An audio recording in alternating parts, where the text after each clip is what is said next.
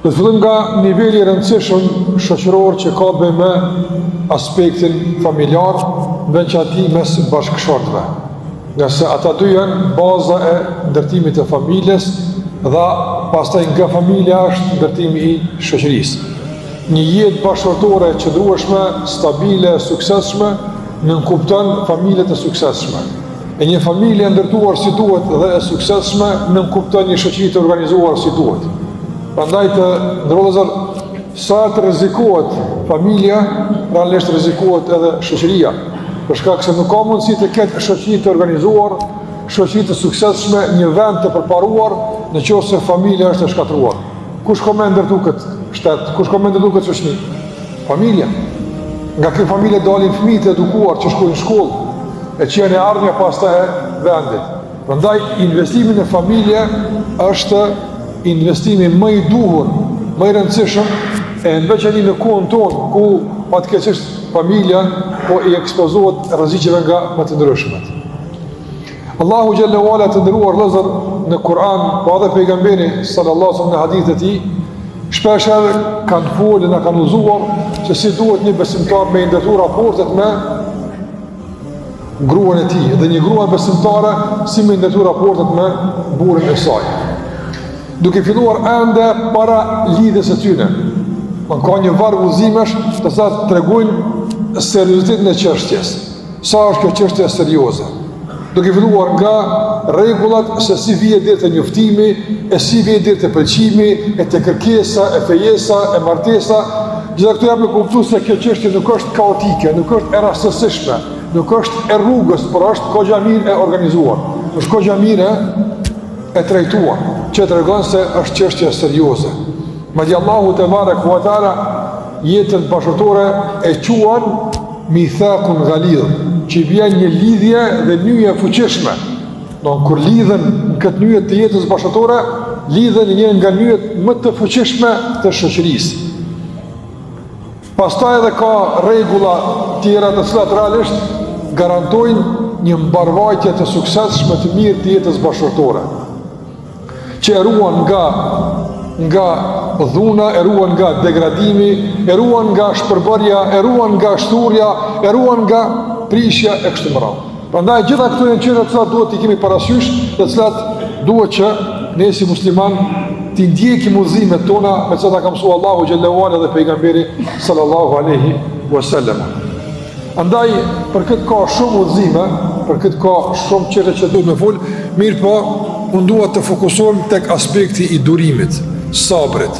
Domethënë, dy bashkëshort, një burrë e një grua, nuk kanë mundësi me ndërtu familje të shëndosh, nuk kanë mundësi me ndërtu raporte të mira mes vete nëse nuk kanë sabër njëri me tjetrin.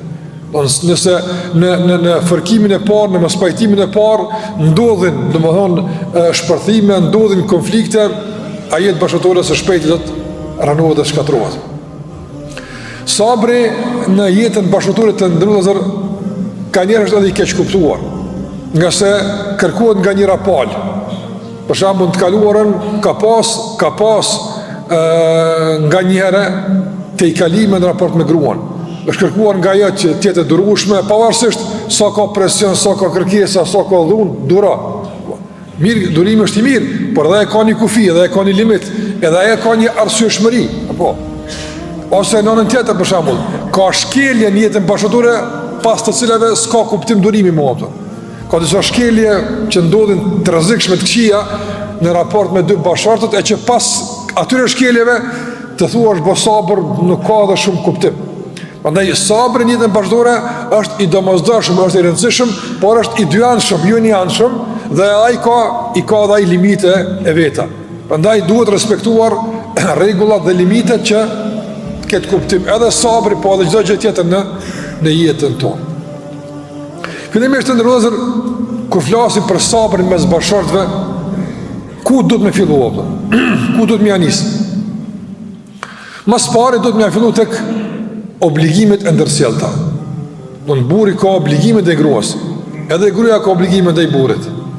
Respektimi I obligimet e ndërsjellta garanton jetë bashkëtorë. Nuk është në rregull që me kërku nga njëra palë vetëm tjetë, për shembull, tjetë në nivelin e duhur të përgjithësisë ti respekton rregullat, obligimet, ndërsa pala tjetër të bën çka don. S'funksionon kjo. Nuk shkon. Kjo nuk shkon në asnjë nivel të shoqëror. Merë për shembull me shku mbi familjen, aspekti i shoqënisë. Nëse për shembull kemi, po them kushtimisht, një qeverisje e kemi në rregull, zbaton obligimet, rregullat, kujdeset për qytetarët, ama qytetarët janë të pakujdesshëm. Hudhin mbeturina, shkatrojnë, prishin, spunojnë. A ka qeveri që mund me ndërtu shtetin kështu? E pamundshme është. Kjo shkon në mënyrë djashme. Qeveria obligimet e veta, po dhe qytetarët obligimet e veta.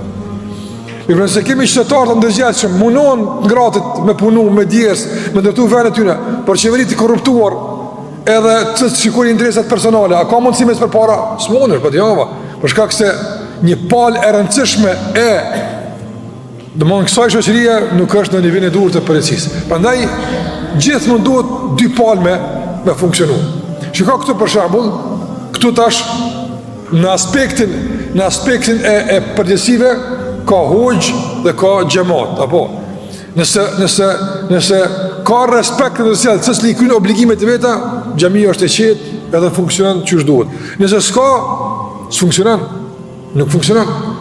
Për shembull, nëse Zoti na ruaj, për shembull, nëse ju nuk vini në xhami me fal xhamon, unë vetë në fali, pa ju e zban, do të funksionon xhamaja pa palën tjetër atë.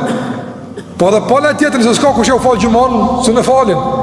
Domethënë që duhet të ketë një lloj lëvizje interaktive, dy palëshe. Edhe në familje që është. Burri ka obligime edhe duhet me zbatu.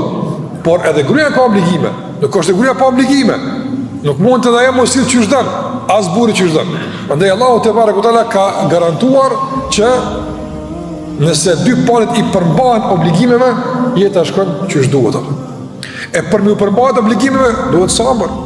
Ka njëra lodhësh, ka njëra s'kien disponim, megjithatë duhesh me kry obligimet.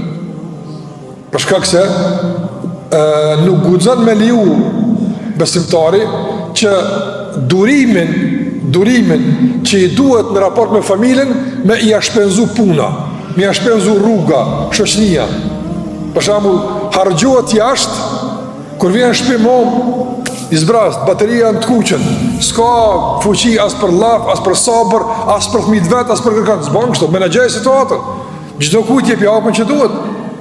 Prandaj edhe pejgamberi sallallahu alaihi wasallam, njëri prej shokëve të tij, i cili ishte mjaft i devotshëm, ishte mjaft i kujdesshëm në raport me Allahun te barekutaala, mirë po, energjia e tij shkonte kryesisht në disa adhurime. Kur vinte çështja e familjes, zgjente as kohë, e as energji, e as disponim. E për këtë qërtoj pejgamberi sasër, mi tha, ti ki obligime ndaj Zotit, por ki obligime ndaj gruas, e ndaj familjes, e ndaj shoqërisë, fa'ti kulle dhi haqqin haqqa. Jepja çdo kujt hakun që meriton, hakun e vet. Andaj pejgamberi sallallahu alaihi wasallam sa ishte i lodhur, sa kishte obligime, shumë. Mjafton shpalla që i vinte, obligimet e shpalljes, e përhapjes e shpalljes, pas e menaxhimi i shtetit, problemet me armiqt, me fiset arabe, që shumë nga ato s'kuptonin e kështu me radhë, sa ngarkesa. Megjithatë këto lodhjet jashtë shtëpisë, kur vinte në shtëpi, kishte durim me dëgju gruan e tij për problemet e saj, për mohabetin e saj, sa dhe ai ka mohabet të sajna. Ka njerë duken të i të parancishme, duken që s'kanë këfar kuptimi, me që thatë, jënë ato që ajo ka nevojë me i shpreja. Andaj jepja mundësin, gjej sabër për të komuniku si duhet me familjen. Pra duhet sabër. Edhe gruaja ka obligime ndaj burrit saj, mund nga njerë të lodhët, mund nga njerë të padisponuar, me që thatë, gjej durimin dhe zbatoj obligimet. Nëse për këtë ki, shpëlim të ka Allahu te barekutaala. Prandaj të ndërvëllezër, në aspektin e ndërtimit të duhur të raporteve bashkëtorë duhet durim. Durimi fillimisht funksionon në zbatimin e obligimeve të ndërsjellta që i kemi. E për mi zbatu obligimet duhet me njoft çka ki obligim ti si burr në gruas tënde. Çfarë ti ki obligim në burrit të midit, obligime që i ka caktuar Allahu te barekutaala, dhe s'të mi kry obligimet e veta. Pastaj pas obligimeve me u ndihmu me zvete, është e kërkuar, padyshim. Me ndihmu burri gruas, gruaja burrit, këto gjëra që janë normale, që janë diçka jashtë njerëzore.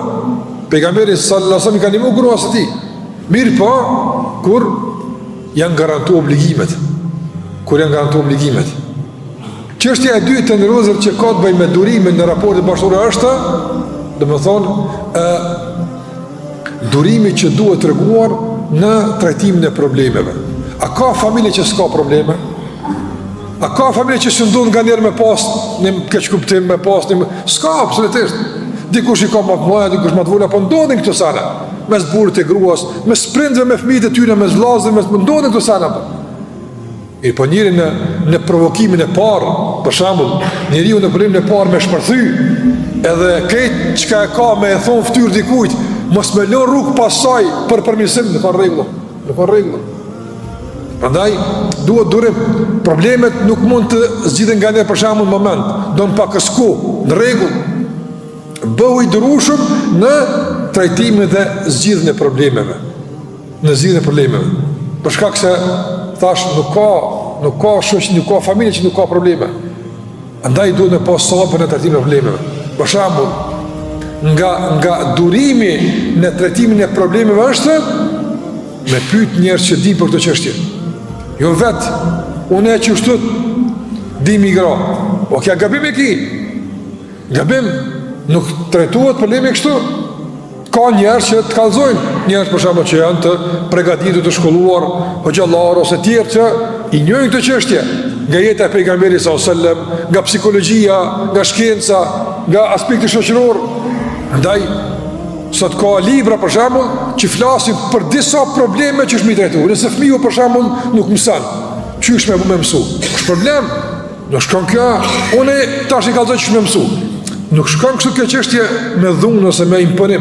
Ka mënyra që duhet ndjekur, andaj duhet të mësu. Allahu tha në Kur'an: "Fas'alu ahla dhikri in kuntum la ta'lamun." Pyetni ata që dinë për atë që nuk dini, nuk ka marrë. Në kohën e pejgamberit alayhi salatu wasalam, me gjithë devotshmërinë që kanë pasur, sinqeritetin e përkushtimin e moralin e edukatën, ka pas probleme. Nuk ka shoqëri pa probleme.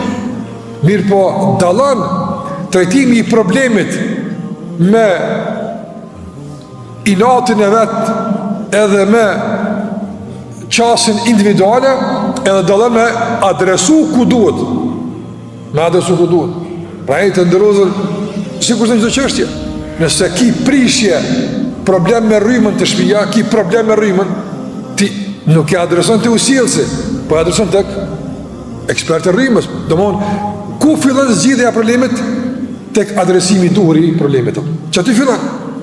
Andaj kur ki probleme të caktuara, nëse janë çështje që nuk mund të zgjidhen mes dy palëve, e sheh që situata pak më e komplikuar, adresoj ku duhet. Allahu te baraka ta në Kur'an ka mësuar që të mësohemi me i adresu punë ku duhet. Nëse ka problem mes dy bashkëtorëve, me që i të rinë, për shembull, s'pa përvojë tek fillim janë, Allahu çka tha? Fa ba'athu bi hakemin min ahlihi wa hakemin min ahliha. Ndihmoni me familjarët, me thirr babën, me thirr vllahun, bisedojmë. Domthon, të gjejmë një zgjidhje. E Allahu thot: "In yurida islahan yuwaffiqillahu bainahuma." Nëse duhen pajtim, sinqerisht, kam ia udhon Zoti pajtimin apo. Don sabër, pak me ngu këta, me ngu ata, me veti kone, don sabër në kohë. Ka tha probleme që nuk shkojnë me njerëm. Andaj sabër në jetën bashkëtorë ka të bëjë edhe me mënyrën e trajtimit të problemeve. Fillimisht duke i pranuar si të natyrshme që ndodhin, e dyta duke i adresuar ku duhet, dhe e treta duke ndjekur hapat e duhur për trajtim, edhe në qoftë se dojnë ku, sabër. Çështja e tretë që ka të bëjë me këtë aspekt të durimit të ndërlozër është edhe me pranu se domthon të gjithë kemi të meta. A ka dikush është i kompletu? S'ka. Nëse për shembull ti gjen të meta te gruaja jote, ti a ke të meta ti? Ti a ke lëshime apo ti kompletum je? A ti ke lëshimet e tua? Pa shikoj Allahu xhallahu wala sa bukur hadam. Wa ashiruhun bil ma'ruf. Allahu thot. Shikoj Zotit. Silloni dhe trajtoni gratë juaja me ndershmëri dhe me sjellje të mirë. Pastaj çka të pasoj? Nëse ka diçka që s'ju pëlqen, të ndodhë që Allahu xhallahu ala për shkak kësaj më sjell hajër të madh ato. Nuk i dihet hajrit ato. Dhe ka thonë pejgamberi s.a.s. La yafruku mu'minun mu'mina. Besimtar nuk bën me urrejt një besimtare, burri gruën e vet ose gruaja burrin e saj, për shkak të tmetës. Pse? Shikoni udhëzimin e pejgamberit sa. Nëse ka një tmet, ka tjera që ka të mira. Prandaj duhet sabër në trajtimin e tmetave, në trajtimin e mangësive, duke u fokusuar te përparësitë. S'ka njeri i cili ka të këqyrë është i mirë, po dhe s'ka njeri që ka të këqyrë është i keq. Apo dikush me bu me këthy kësaj del bardh, me bu me këthy pak krahon pa s'ka zi. Në këton kemi ka pak se jemi njerëz. Dikush është ma temperament, dikush është ma ingutshëm, dikush është ma i ftoftë, s'ka që e livrit. Apo edhe kjo është problem. Do në gjithë kush e ka një mirë, po a ka veç që ta, jo, ka të mira. Gruaja për shembull ka mundësi, bën një gabim, bën shime, ka të meta, mirë po, që ka të mirat e tjera që i ka, apo fokusohet e mirësit, fokusohet e përparësit, e për këtë duhet sabër që fokusit tjetë tek përparësit. Nëse fokusojmë tek përparësit e të mirësit, dhe ato bën esenca jetës, ndërsa të metat i trajtojmë me këshill, me porosi, me kujdes, me trajtim, me lenë Allah të manduar ecim punë përpara. Me i nëse fokusi bëhet te keqja veç, për shembull, mund të tanku me bo mirë, e pastaj thot një për një të metë, kur harin s'ta kun po, kur s'm ke ngu, kur s'm ke kry punë, sa të rikut kjo, qysh kur? E kjo kur të mraqën e shumë amë. A ne besimtari din me menagju edhe me të metat, edhe besimtari raport me burën e saj. Dhe këtu duhet sabër që mos me leju që orientimi me shku ka, dhe me thonë, e keqja, po ka e mira. Dhe në fund me përmbyllë se koha ka ardhë, domthon nga durimi në jetën bashkëtorë të ndërvëzër është edhe durimi në komunikim. Nga njerë për shembull mund më asoru komunikimi për një pale. Pala tjetër, nëse edhe e cëran, bëhet kiamet, do të me di që duhet një palë tani me ullë pak, këto një dirësa që të sot pala tjetër, që të me menagjua. Muaviju radiallahu ta'ala anhu është një shembull shumë praktik dhe besoj që me këtë sqarohet këta që dorta më thon. Muaviu ka qenë udhëheqës i muslimanëve, i madh. Ka qenë shok i pejgamberit e sa. Ka qenë nga ata që e kanë shu shpalljen. Do të ka ardhur shpallja, ka ardhur surja, ka ardhur kaptina, ka ardhur ajeti, i ka thënë pejgamberit shkruaje që të shkruaje.